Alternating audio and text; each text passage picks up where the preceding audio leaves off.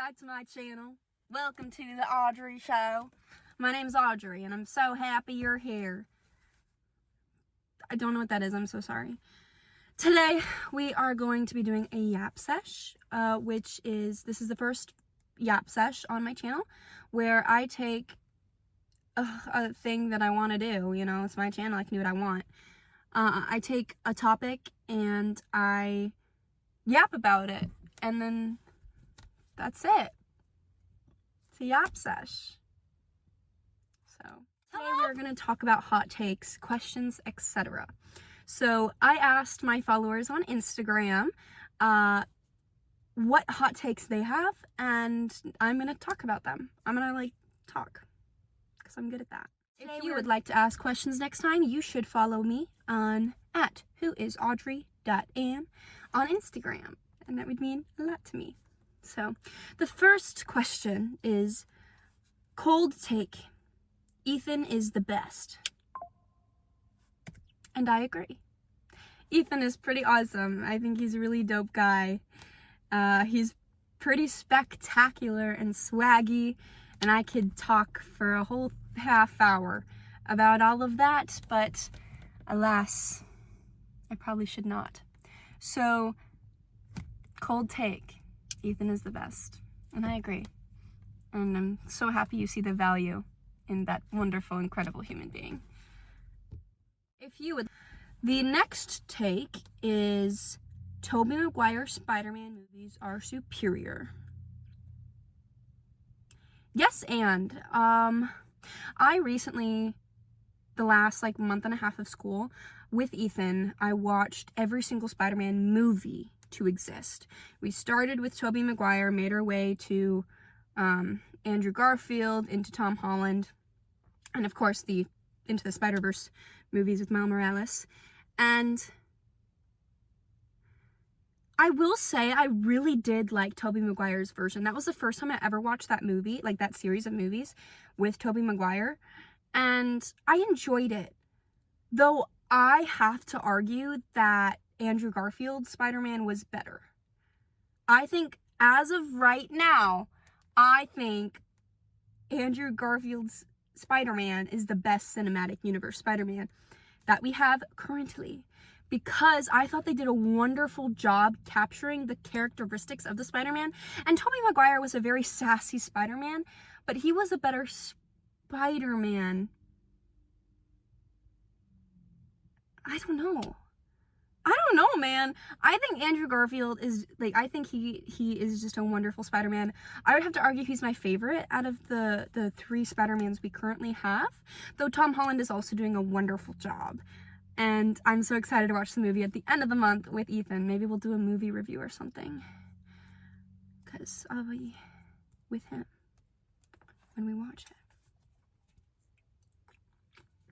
But I agree with you. I think Tobey Maguire Spider-Man movies are good, though I can't say they're superior out of all the Spider-Man movies, though I think Spider-Man might be the best type of superhero movies because it's something everyone can relate to. Like the quote that I love quoting, "With great power comes great responsibility." I think it's a wonderful message to push forward, and I'm so happy so many people relate to it. But thank you so much for your hot take. The next two hot takes came together, which is, the first one says, everyone involved in theater should have to work on a crew before professional work. I agree. I do agree with that. I go to the University of Northern Iowa, where I study theater performance and theater for youth and communities, and I'm about to start my third year in the fall. Super exciting. I'm so excited to go back. I miss it every day. And one of the very first experiences I had being at UNI was working on a crew. And it allowed me to get to know the procedures behind the scenes of how this college program worked, rather than being thrown onto the stage and that's all I did as a performance student. It also made me realize, working on a crew, that I really enjoy understanding the fundamental details that lead up to a production, which then is the administration side. So I loved getting to see every minute part of the process from a sidelined perspective. And I think working on that crew allowed me to get a better scope of the professional world, a better understanding of what my fellow classmates who were design and production majors, or they wanted to do carpentry, or they wanted to do costuming. It allowed me to get that aspect ratio to, this is what they enjoy doing, and this is why, this is how that process works. And in turn, they have to do processes like our acting. They have to take the acting class so that they understand what it's like to be an actor and to prepare like an actor prepares. And I think that they have a wonderful system set up for that, and I would not trade it for the world. I think more colleges should adopt that type of understanding. And I agree. I do agree. And then the second take part of this was, you should not want to be typecast. It doesn't encourage growth. That's a really, that is a really good hot take, if I'm going to say so myself. I did not know what typecasting was until I asked Snapchat, my Snapchat story, and then some of the older people, well, I make them sound ancient, some of the upperclassmen that I had, they responded to me and let me know what it is and like why it's useful. And I do think it can be useful in the terms of, you know, what casting sees in you. But I think there is a point where you're getting at where if you want to consistently play the same character and on your resume all you have is the same type of character, then there's no growth there. And as somebody who wants to pursue a professional career in the arts, what happens if you're stagnant? Like, what if you can only stick to one niche? If you're doing what you want, then I can't say anything. But I agree with the claim that it doesn't encourage growth. I think you should always want to grow yourself, like understand how you can always get better, but there is a point where you need to be proud of the work you put in. You can always want to get better, but if you're not proud of the work you're already putting in, then you can't get better. Point blank, period, the end. Trust, I've been there. But I do agree with your two hot takes. I do understand the need to not want to be typecasted, because that stunts your growth as an artist, in my opinion. And I think as an artist, I personally do want to grow. So if I keep getting casted as the same type of role, then I think I'll understand, like, wow, I'm very marketable towards this type of role. Maybe I should pick material that's geared toward that. But I'm also not going to give up my opportunity to grow in other areas and aspects of theater, to be a full-rounded individual. And that's my take on your hot take. But we'll move on to the next one. The next hot take is, I don't like watermelon. It's very mid. What's your food hot take? See, I'm not a watermelon hater. I actually, during the summer, usually consume watermelon once a day. It's my mid-morning snack. So I don't understand the watermelon hate. Though you have to have the right watermelon. If it's not a ripe watermelon, it just tastes like water, which I fear is in the name. But it has to be good watermelon for it to be good. And I think that's part of the issue. Though the mid part, I agree. I don't think I've ever had fantastic watermelon, but that could just be a location issue. I think my food hot take,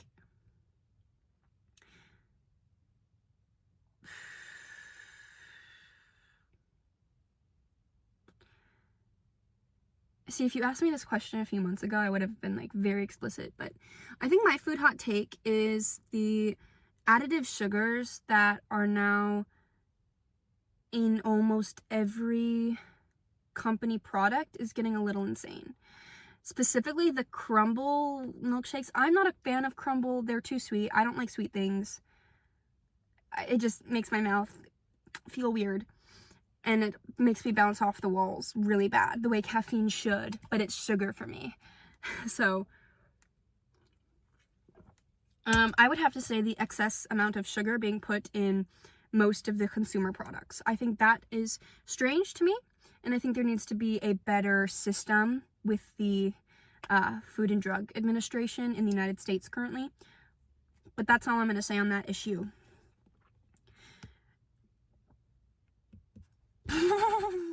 Next question. I don't know if I can answer this, if I'm going to be completely honest. Into the Woods is the worst Sondheim musical.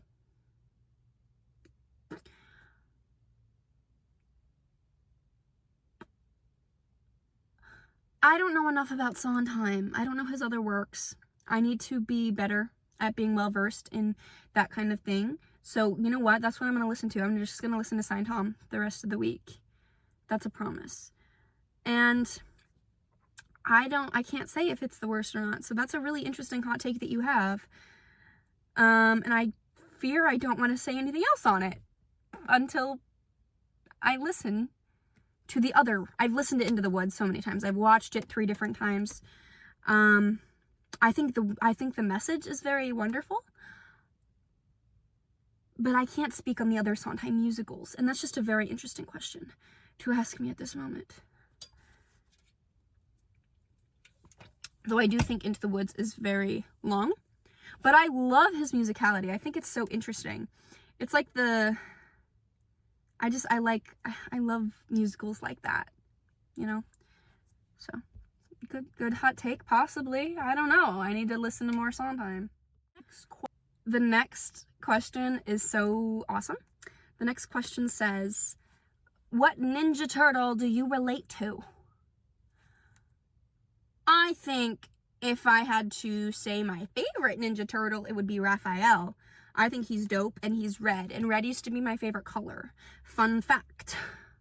Before red, it was pink. It went from pink to green to red to black to pink. I love the color pink.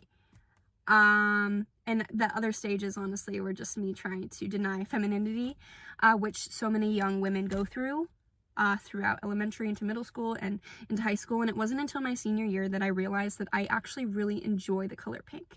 And the reason I disliked it was because people were pushing femininity, whatever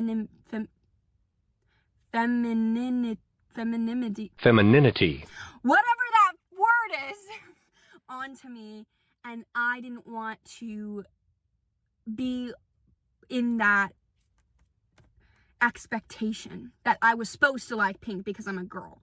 I was like, I don't have to like anything you want me to like, and so I was like, pink.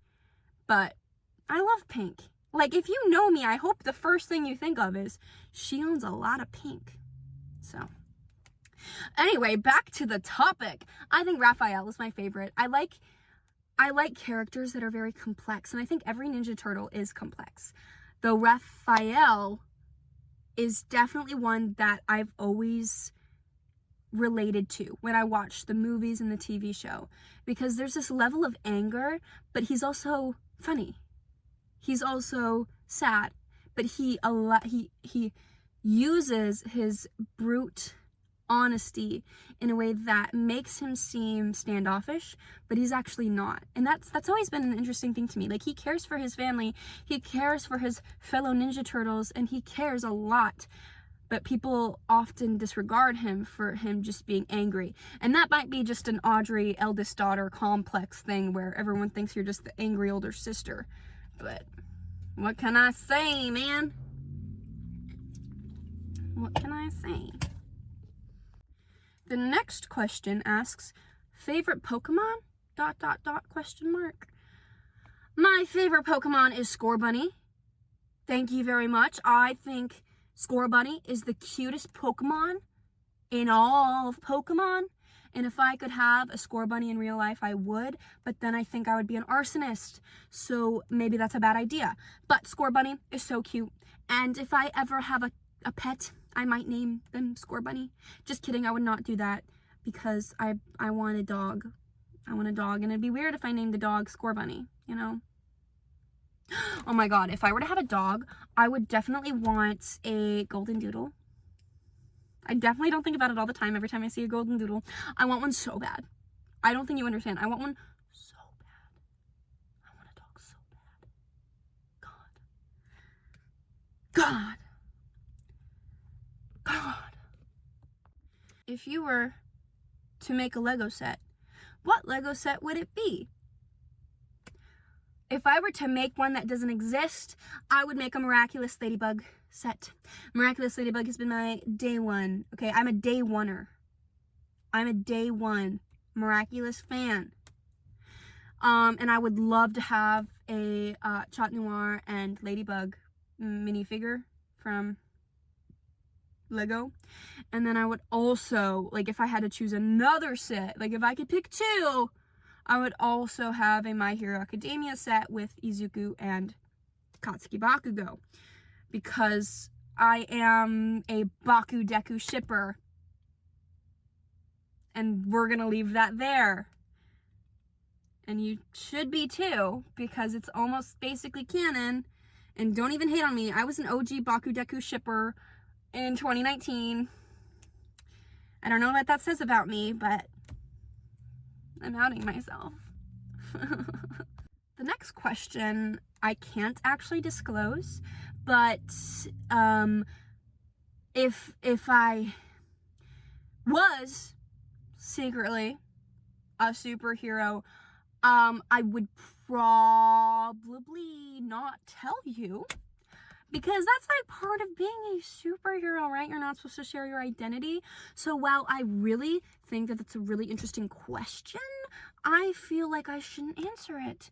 And so you decide. You decide. You decide what's right. The doozy. Cheating has been incredibly normalized by media. What media contributes most? A fun fact about me, I've been cheated on 2 times in my life. One by a little, like a kid. I was like in ninth grade. So doesn't really count. We dated for like 3 weeks. But the second one was a long-term relationship. I was in long-term, oh my God, 3 years. And it was very not well. It was a very toxic relationship. And I was cheated on. And then I stayed with this man for an extra year after I found out. And he cheated on me the October I went to college, because I'm quote unquote too much to handle. Well, like Dove Cameron says, if you say I'm too much, baby, go find less. And I hope you do. And so, as somebody who has been cheated on, it is the most dehumanizing feeling when you gave up so much of who you were to make this person happy. And while that in it of itself is a very toxic mindset to go into, I was only 16 and he was older than me. He had influence over me. And I do not feel like disclosing any other personal information about this relationship at this time, because it is incredibly, anyway, so I do agree that it has been increasingly normalized by media as something that just happens. And I think it just shows the level of maturity that some people have when it comes to situations like that. When you find that you no longer want to be with somebody and you would rather go explore and find someone else, I think it's always better to have that conversation right when you feel those feelings, instead of bottling them up and then going behind your partner's back and then lying about it and then saying it was their fault. I think that is a very immature way to rationalize your own failures as a partner and as a good person. But also, it's up to society. I can't even say anything, because when you think about the moral implications, it's bad. It's really bad. But when you look at it historically, it's bad because it hurts feelings. It hurts people's feelings. And to the people who are cheating, maybe it doesn't hurt their feelings. Maybe to them there's nothing morally wrong with it because they're not getting what they need. And that's a different conversation. But I think that person, the person who does cheat, or the person thinking about cheating, the person emotionally cheating, I think they need to have a proper conversation with their current partner to let them know how they're feeling. Otherwise, nothing can be done. And I genuinely think music might have a lot to do with it. There is so much music out there that normalizes cheating, normalizes affairs and infidelity, and I think that might be the case for some of these young people. They're being influenced by this music, and they're like, well, the song did it, so, well, this artist did it, so I can do it. And I think that's kind of where it's becoming a normal issue. Not only that, but also social media is becoming an intense issue. When you look at other people and see that they were cheated on, or you know that they've been cheated on, and it's a very interesting dilemma in the time of age we live in. I think cheating scandals used to be a really, really big thing, and now it's kind of like, well, everyone does it, which is a fucking stupid way of thinking. And anyway, what I'm trying to say is, if you cheat, you are immature and you have no respect for the person you're with, because it is the most humiliating thing to go through. So that is what I will say on that topic. The next question is, if you only had one day left on this planet, what would you do with your time? I would do exactly what I'm doing now, if I'm going to be completely honest. I think it's more of a reflection of how you feel about your current life if you answer all of these different things that you would change about where you are right now. And there was a possibility several times in my life where I could have died in my sleep, or I could have died just any moment. I could have died. And I think a lot of that really changed my perspective on what it means to live. And when you want to change everything about what you're doing within a 24-hour period before you die, that says more about where you think you are. And if you would change all of these things, then maybe you should look at what the things you want to change and just do them. I think in our current day and age, being cringe is seen as a bad thing. But like I say all the time, to be cringe is to be free. I think there's an increase in wanting to be like somebody else, wanting to be like everyone else, especially on the media. And I recently deleted TikTok because there was so much of this comparison and jealousy and negativity and anger and sadness and hate comments that were happening on any and every single post. And I think that's insane. I think we need to take a step back, realize the things that we are posting into the world, and be like, hey, we have lost the plot. We need to be nice. Please be nice. And if you think, wow, I wish I was nicer to somebody. I wish I said hi to more people. I wish I talked to more people. I wish I told people I loved them more. I wish I went on this vacation. If you spend your whole life wishing for change and you're not doing anything to change it, then when you inevitably die, all of your life you've spent wishing. Your life is meaningless if you do no action to make it worthwhile.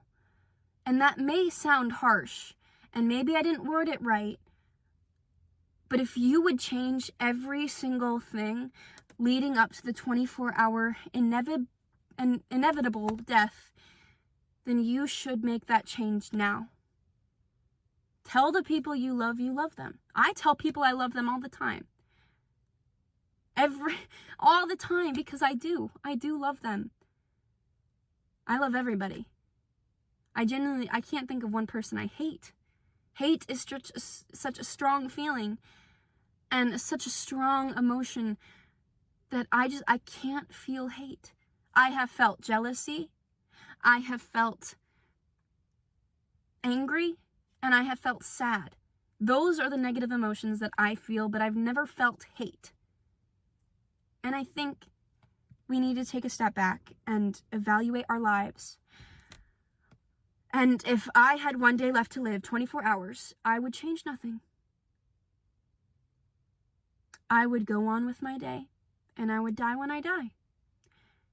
I am not going to do anything different. That's a really good question. Thank you for asking. What do I want my life to look like in 10 years versus what do I think it would look like in 10 years? That is also a really good question. In 10 years, in my dream life, I will live in New York City. I'll be 30. I'll do a job that I love. I'll be working on my craft that I love. I'll be with people who love me, people who support me, and people who want the best for me. Hopefully, I'll be married and have at least one kid at that time, and I'll live my life to the fullest. I'll do everything I want to do, and I will not be held back by fear, the fear of failing, the fear of the unknown, and I'll do everything I want. Because there is nothing that scares me more than living a life I wish I changed. So, and then what do I think my life will look like in 10 years? My life will look like everything I just described because I am crazy and I will make it happen. I believe in manifestation, so I will be living in New York in 10 years. I will be doing what I love, and I will love doing it because that's the kind of person I want to be. I also want to be a positive person. I want to be a loving person, a knowing person, an educated person, and somebody who everyone who wants to feels comfortable opening up to me and having a conversation. You know, I don't want to live my life full of regrets. I don't want to live my life full of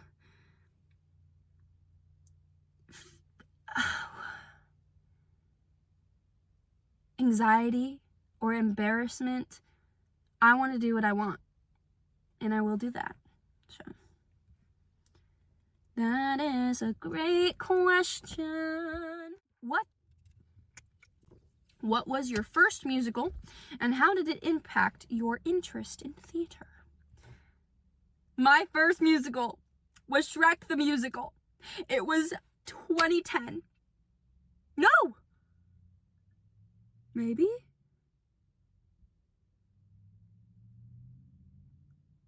Oh my god, no. 2010 I would have been 4. Hold up. The year was 2015. I was 9. And it was at the Alcator Opera House. And it was my first ever anything. I, as a child, believe it or not, talked a lot. I was a very talkative child. I think I talked all the time. I was the type of kid that my relatives would be like, you'd be a great lawyer. Which, if you're a woman, that usually means you talk a lot and you need to shut up. And I also sang. I sang more than I talked, just to give you a gauge. And so my mother's boss was like, hey, I think Audrey would be great in this thing. I think it would give her a great outlet. And so we went to the audition. I auditioned. I was like, this is the coolest thing ever. A bunch of people singing. I don't even know what this is. And so I got there. I auditioned. And then I got Baby Bear. And it opened my eyes to the world of theater. I was like, this is a real job. This is like the coolest thing ever. I am having so much fun. I had 4 lines. And they were the most important things ever to me. And it made me realize that art is something I need in my life. From that moment forward, I was in 3rd grade when I was in that production. I just started 3rd grade that fall, and then we performed in October. And I started writing plays. They were not good, but what 9-year-old writes good plays, right? There could be a prodigy out there, but my 9-year-old self was not writing masterpieces, okay? And so I would also sing for show and tell after reading time, like once a week. They would let me sing to my classmates. Usually it was Taylor Swift. So But it impacted my life in the way of knowing that there was an opportunity for me to use the things that I loved doing outside of theater and applying them to something that brings me so much joy and an outlet that's creative and allows me to be myself within the circumstances of somebody else's life. And it honestly allows me to escape for just a brief period of time into circumstances I could have been living in at any point in time, in any location. And that's why I love theater, and that's why I study theater, because of that first show. And I did almost give up theater, but I couldn't let it go. I was going to give it up because I thought that you couldn't get a job in it if you were from a small town in Iowa. But I was proven wrong, and I'm really happy I was. So thank you, Katie Hahn's acting class. Really made me understand that this is a profession, and I want it to be my life. So, yeah. This is the last question I'll be answering today, and it is, what traits do I desire in a human? I'm going to take this in the friendship standpoint, and the people I want around me, and I will have to say, first and foremost, kindness. You have to be kind. You don't have to be nice, but you have to be kind. If you cannot be kind, then I do not want to be around you. I think, especially with social media, we have been under the presumption that everyone has to be 100% perfect all the time. And as a perfectionist, that ideology that I learned at 14 when I got my first cellular device and was actually given unlimited internet access on my phone in my pocket, it changed the way I understood what it means to be perfect. And it changed the boundaries of what I was expected, and then it made me scared. It made me so scared to do anything because everyone was mean. Everyone was mean and nice. So I want to be around people who are kind. I also want to be around people who like me and love me. Though I think loving someone doesn't always mean liking everything they do. I think we also live in a world with finality. And I don't think I'm going to say this word right, but totality, where we believe we're supposed to like every single part of somebody. But we don't know other people's lives. We know the glimpses we are allowed to see, specifically through internet, through social media. We are given a highlight reel. And so I think it's wrong to assume each little individual part. I also think I desire friends who have hobbies. I, for a long time, didn't have a hobby. My hobby was going to the gym, and I abused that because it was the only thing that made me happy. Don't do that. Don't do that. Don't do that.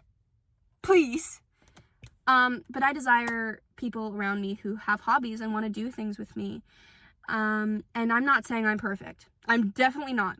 Nobody's perfect. And that's what I think friendships are for.